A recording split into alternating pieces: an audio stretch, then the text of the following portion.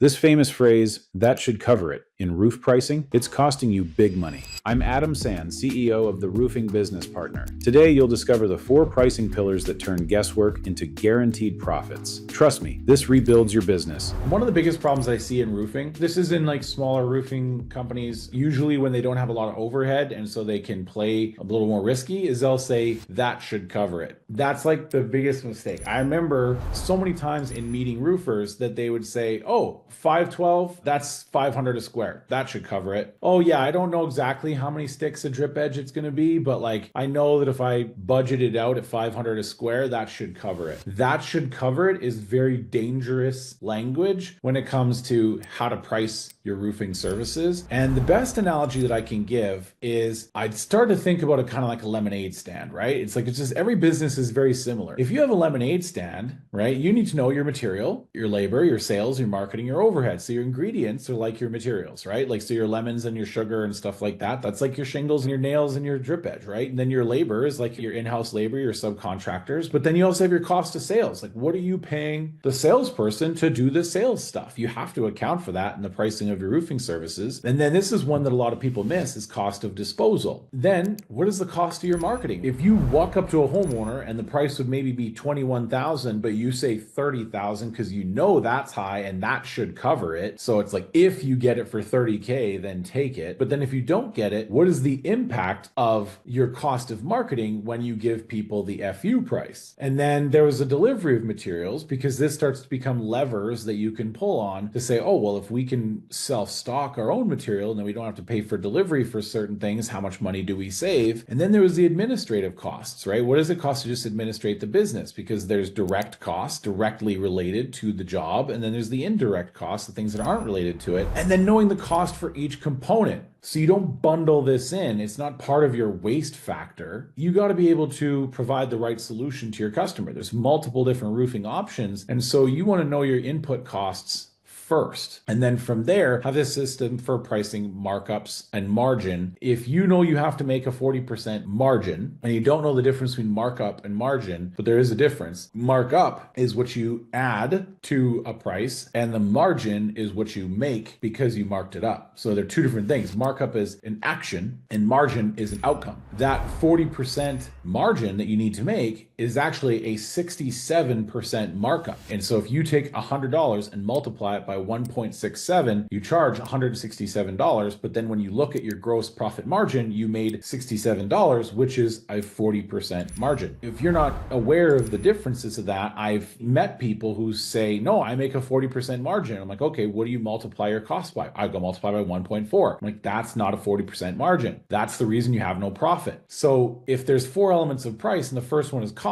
you have to know that. And if that felt like the basics, that's good that you're there. But then the next step is market. This is why we conduct a secret shop. I remember there was a period where we got like 5 customers inside of Pittsburgh, Pennsylvania. I would say in the conversation, like, what's the number one challenge that you have? And they say, oh, well, my sales guys say we're the highest priced. We're the highest price in the market. And I'm like, how is it that we have 5 customers within 30 minutes of each other all telling us that they're the highest price in the market? Like, they can't all be the highest price in the market. They would tell me their salespeople say that. And I'm like, okay, your salesperson's job is to go into the house and sell the customer on the value of your services being in excess of the price that they pay. That's how capitalism works. People only pay when they feel like they're receiving more value from the thing they buy than they receive from keeping the money. So they choose to exchange the money for the thing that you're going to offer to do for them. That's every single transaction ever. And so if your homeowner is going into this conversation, their job is to sell you on the fact that you're not worth the money. It's their job to tell you that you're too high of a price. It's their job to lie and tell you that someone else is offering to them for less, because that's the only way they know how to negotiate. So how do you know this to be an empirical fact more so than just an opinion from weak salespeople? Like, that's the question I asked, and they didn't have good answers. So what we did was we took those 5 companies and we said, okay, we're going to create this fake roofing scenario. We're going to secret shop them, right, against each other on these 5 Airbnbs. And then we took the data from that. And so then we would measure the steps that they went through in their sales process, and we would have a secret shop calculator that we would use, which is this spreadsheet that essentially we put the 5 houses on as tabs along the bottom. And then we would identify it as like an easy, moderate, or difficult, what type of house it was, like the complexities. So we kind of created some organization to it. And then we would say, okay, like, what would we price this roof at? And then we'd say, okay, were they on time for their appointment? appointment? Did they get on the roof, right? Did they take and share photos? What was their price and brand for the offers that they had? And then we would compare that to see like, well, were they actually the most expensive? And turns out they were the most expensive on the out of town house, but they were the cheapest on really complicated inner city house. Like we would find out where they were the highest and where they were the lowest and where were the middle of the road. And we were able to then be able to say your salespeople are wrong. And it's not that they're lying to you. It's just that the homeowner is doing a better job of selling them than they are of selling the homeowner, which brings us to the next point of what are the elements of price, which is the ability to sell. We have this video on YouTube now, but it's like the ability to sell like a doctor, which really just comes down to, can you convey value in excess of price? The last thing is the supply versus demand curve. Like there's a supply and demand of the market and the number of leads. This is something that exists as well. What is the cost to get leads? That's changing. So along here, you want to make sure if you have a great market with tons of leads and a pretty good sales process that puts out a lot of jobs, but you don't have many crews, your calendar goes out. So in theory,